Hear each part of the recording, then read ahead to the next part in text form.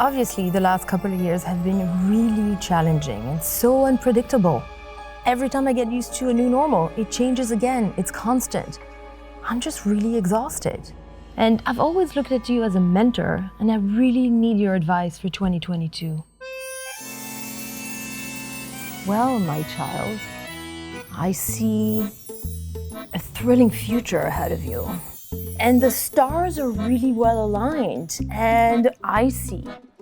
You really need to think full funnel, not just lower funnel, upper funnel, and search can help you with that. And remember, cookies are dead, so you need to really build a strong first-party data strategy, and creativity can help you with that. Creativity is a new battleground to capture eyeballs, and media buyers need to think about vertical networks, not only horizontal networks. And really, you need to build a robust, agile marketing strategy, and innovation can help you to build that strategy. Anything else? I think that's it. I'm good. Good.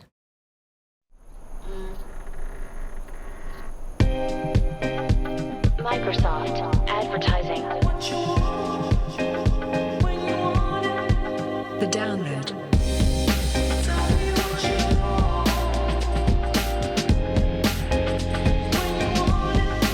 The download. Hello everyone, and welcome once again to The Download. I'm Jennifer Solomon-Baum, and Happy New Year. I believe you can still say that until March, right? Maybe. Coming up in episode 12, in the big interview, our favorite oracle of the future, Lucie Greene, is here again. This is becoming an annual New Year's tradition. Lucie will share her trend forecast for 2022, this time with a focus on purpose. We think you'll find this very interesting, and it's always a blast talking to Lucie. In our Inclusive Marketing Lab, we'll talk sustainability with Misty Locke, Global CMO at DENTSU. Misty will share key findings of a new global study titled The Rise of Sustainable Media. We hear about this a lot, but the alarm on climate change has never been louder, so stick around for that. But first, let's get things rolling with this month's Insight voiced by our colleague Norman McGill.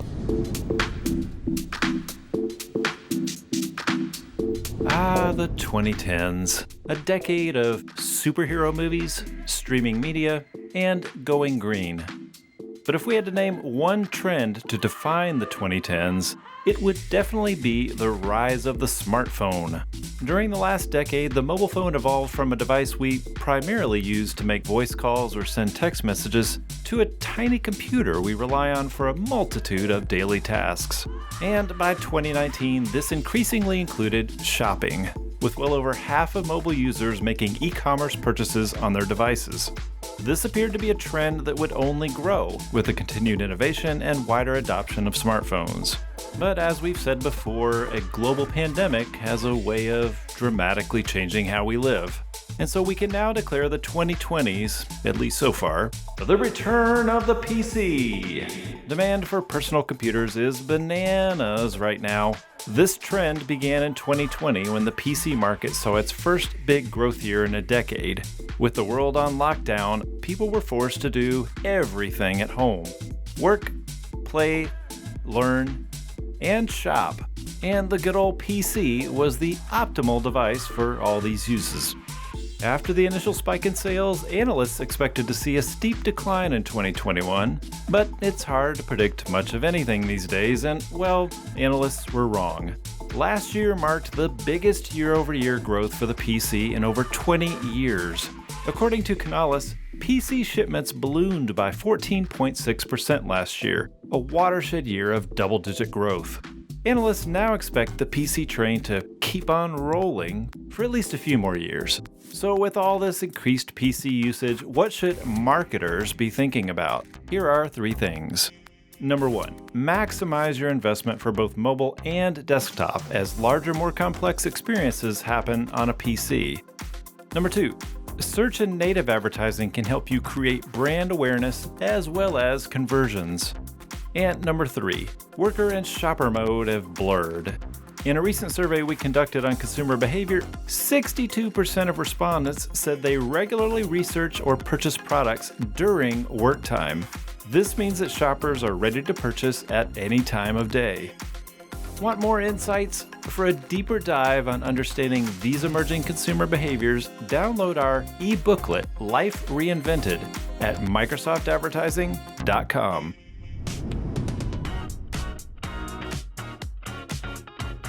Thanks, Norman. Time now for a big interview. The brilliant Lucie Greene is here. She's a futurist, award-winning author, and one of the industry's top trends forecaster. Lucie, welcome back to The Download. Thank you so much for having me. So your new report is all about the future of good. Tell us a little bit more about this report, which is done also, by the way, in partnership with our friends at Conspiracy of Love. Increasingly, being a good business and having purpose baked through and through your brand is good business. Increasingly, there are iterations and innovations happening in all those spaces, and that's happening at the same time as consumer expectations of brands taking on problems are becoming much, much higher. They're expecting them to be innovative, to build the future, to be radical, to be political. And so the point of this report is to be sort of both inspiration, but also encourage more brands that might be sort of thinking about doing something more creative or ambitious to like really take on interesting new models, new partners, and really push it to the next level. All right, so in this report, I think you have uncovered 7 different core themes. Unpack them a little bit for us. Yep, so there are 7 key areas that we look at in the report. We look at civic and societal life. We look at Gen Z activists and what's happening with them. We look at other forms of activism and also how brands are investing in civic life. We look at radical inclusivity as the name of the chapter, and that's apt because that's how we see the future of diversity and inclusion. And we look at what models, what new charities, what new platforms are really expanding the boundaries of inclusion. We look at well-being and health. Before, well-being or wellness, let's say, was thought of as kind of or was positioned by brands as quite a sort of bougie subject. And it is in itself, like, has become a luxury, right? But the new focus of brands and also the new thinking about wellness is that it is essentially a human right. So we look at ways that brands are using technology or different charities or different models to bring wellness to everybody. We have a chapter on the future of sustainability. There was some really interesting data recently from Wunderman Thompson, where I used to work in their futures department, about just how much consumer expectation of brands has really increased during the pandemic, of how ambitious brands are in tackling climate change and expecting them to not just clean up their acts, but basically build the future, build new materials, create new systems. We have a chapter on community and connection, and so we look at different models and brands and charities that are creating community, travel systems, for example, that are trying to make travel and tourism benefit local communities and what's happening there, including how technology is increasingly baked into that. We've got a trend looking at sort of, I guess, like virtual villages, the way that apps are being used to create connections between people in local areas in new ways. We have a chapter called Good Culture. So we look at how brands and how innovators are aligning with artists, using design to inspire inclusion, inspire about diversity, inspire about sustainability, and how the arts and design are increasingly integral to that and to bringing people along with various causes. And then lastly, our final chapter, Moonshots. That's looking at several case studies about the most sort of boundary-pushing experimentation and investment in science happening right now to build a better future for everybody. Interestingly, the running theme through every single case study in that is sustainability, whether that's the Fabricant digital fashion label, or it's the fact that NASA has switched its next strategy or ambition away from space to really tackling climate change or the climate emergency. So tell us, what advice would you give brands today? So to start with, I would say be ambitious, be audacious, think bigger. The stakes are higher than ever, and consumers not only expect that from brands, but I just think in a competitive way, there's scope to really stand out if you do something really creative and amazing. Collaborate. You don't have to do it on your own. You can find partners, you can find allies. I mean, some of the most interesting examples that we've seen are where actually brands are even collaborating with their competitors. You know, so you see unilateral policies between, for example, LVMH, Unilever, and L'Oreal on sustainability coding on labels. So there's a new spirit of collaboration, which I think is really interesting. Be creative, make it inspiring, align with designers and artists. That really is a way to seize people's inspiration. Think long term, so don't virtue signal. Think about the project in a credible way and where you will make meaningful impact. I think that's really important. Have attitude as well. So it's not just creative, you can have a sense of humor, you can be fun, you can be pithy, however that aligns with your brand philosophy and your general brand tone. I don't think it needs to be super serious. Be transparent, that's a sort of, it goes without saying. Look to the future. Lots of the more interesting brands, and it's called the future of good, right? Lots of brands are really thinking right, how will we be doing business in the next few years? Can we create a new material? Can we create new types of packaging? Can we create new substances that are completely carbon neutral? So really think in a very dynamic, future-facing way rather than the reactive, let's say. Lucie, thank you so much for being on the show. Such a treat to have you. Thanks so much for having me.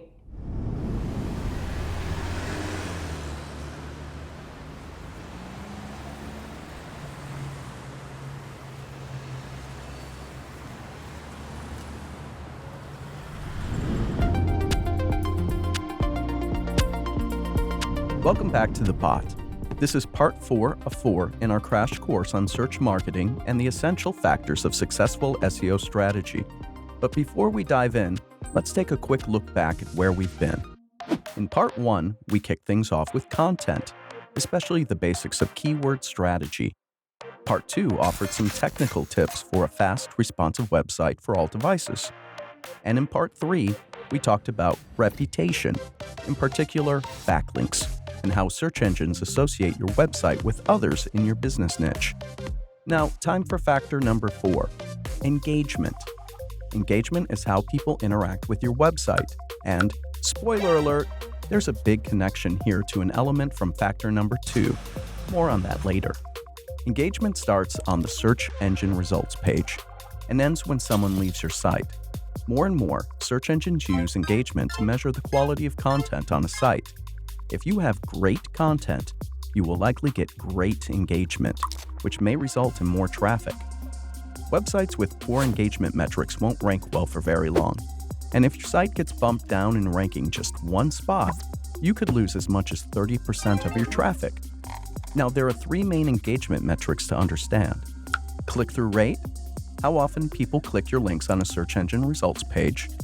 Time on site, how long a visitor stays on your website. And bounce rate, how many people leave your website without reading more than one page. Let's chop this up a bit more. Click-through rate alerts search engines that your site has appealing content. You might recall from part 1 that it's important to put your business-related keywords in your page title. This is what people click on, an engaging page title. If you check your Bing Webmaster Tools and see a lot of impressions but few clicks, you probably need to write a better page title. The next metric is time on site. This is a pretty self-explanatory term, how long someone stays on your website during a visit. If you see very short durations, say less than 30 seconds, that sends a bad signal that your content isn't very good. To improve this, encourage visitors to read another page, or try adding images or videos which will help retain visitors. These tactics will improve your time on site numbers and send a good signal to the search engines. Lastly, bounce rate is a major quality signal. It measures how many people hit the back button as soon as they land on your site, as well as how many people leave after viewing just a single page. If you have a bounce rate over 60%, you need to improve your content, or, wait for it, your page speed. As we noted in part 2, 50% of users expect a page to load in 2 seconds. So, suffice to say, slow websites have high bounce rates. This concludes your crash course on SEO. Remember to use Bing Webmaster Tools to help optimize your site, improve your rankings, and get tons more traffic. Next time on The Bot, we'll move on to search advertising, the ads you see on the search engine results page. Until then, here's wishing you a tornado of clicks. Thanks once again to Jake Rice, voice of The Bot. We've had so much great feedback for this segment, and it will continue later on this season. Can't wait to see where it goes next. Okay, we hear so much about sustainability, and we immediately picture windmills, electric cars, plastic straw, plastic bags. But what does sustainable advertising mean? Recently, we conducted research in partnership with DENTSU Media. We surveyed more than 24,000 people in 19 countries to learn how brands can grow while at the same time looking out for the planet. We sat down with Misty Locke, Global Chief Marketing Officer at DENTSU, who outlines key findings from this report. Let's take a look. Hi, I'm Misty Locke. I'm the Global CMO of DENTSU, overlooking the media brands Cara, DENTSUX, and iProspect. When you think about sustainability, you automatically think about particular practices or concepts, even particular industries or segments, but you don't often think about sustainable advertising and media. It really doesn't matter what industry or sector you're in, sustainability has to be at the forefront of your planning and your thoughts. So for us at DENTSU, when we're thinking specifically about sustainability and media, that's about us partnering with our clients to make sure they have real information to make smarter media buying decisions that not only drive positive impact on the environment, but also on their company growth. So we wanted to partner with Microsoft Advertising specifically on a global piece of research to understand the consumer's perception on sustainable media and advertising. And the results were really interesting because what we found was that there is a direct correlation between a company and brand's environmental choices and their behaviors to the purchase intent of a consumer. Obviously, we expected there to be some sort of connection and intent there, but the numbers were even more significant than we expected them to be. So what that means is, for a business, to be more green has a direct impact on your profitability. In fact, the stakes are quite high. 77% of our respondents said that within the next 5 years, they will only be making purchases with brands practicing sustainable advertising. So the next big question is, who's actually responsible for addressing the sustainability and advertising choices?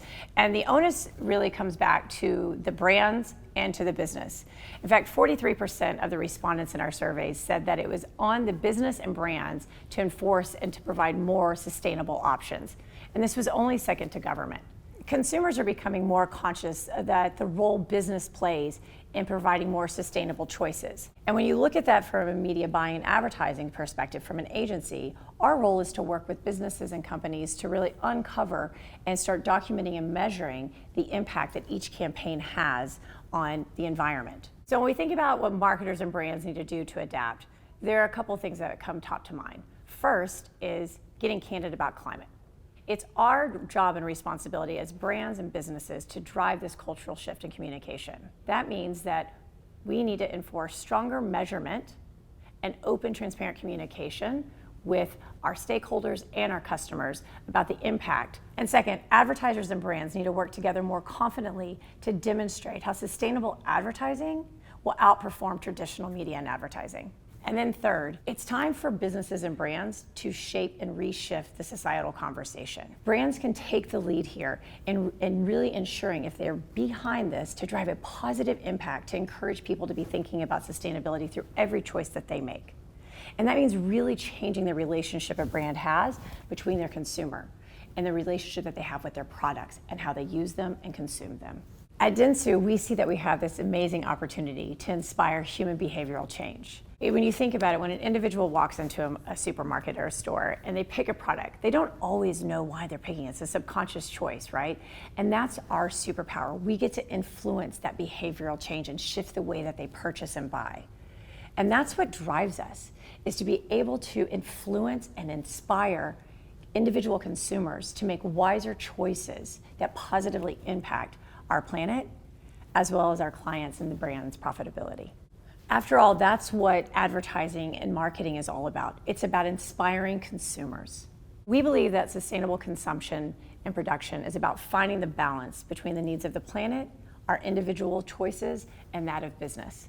And right now, there's an imbalance. Over the next decade, DENTSU is committed to supporting and helping over 1 billion people make more sustainable choices to drive more profitability, as well as to drive a healthier environment for us all.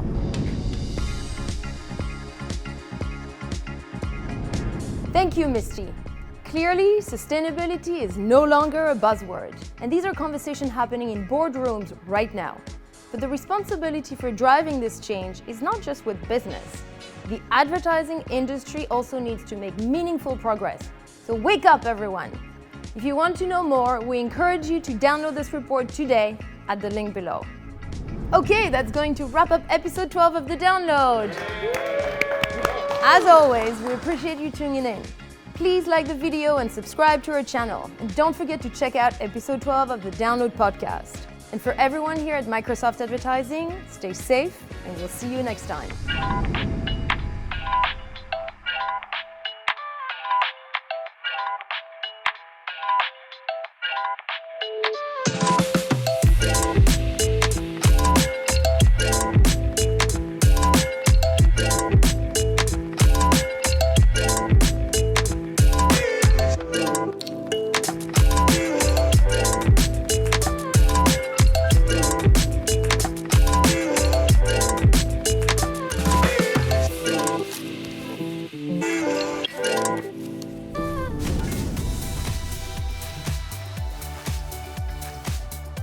Okay, when I say action, then start your lines, okay? Well, my child? You got really into it though. Flip another page. Okay, that's good. I think I'm good.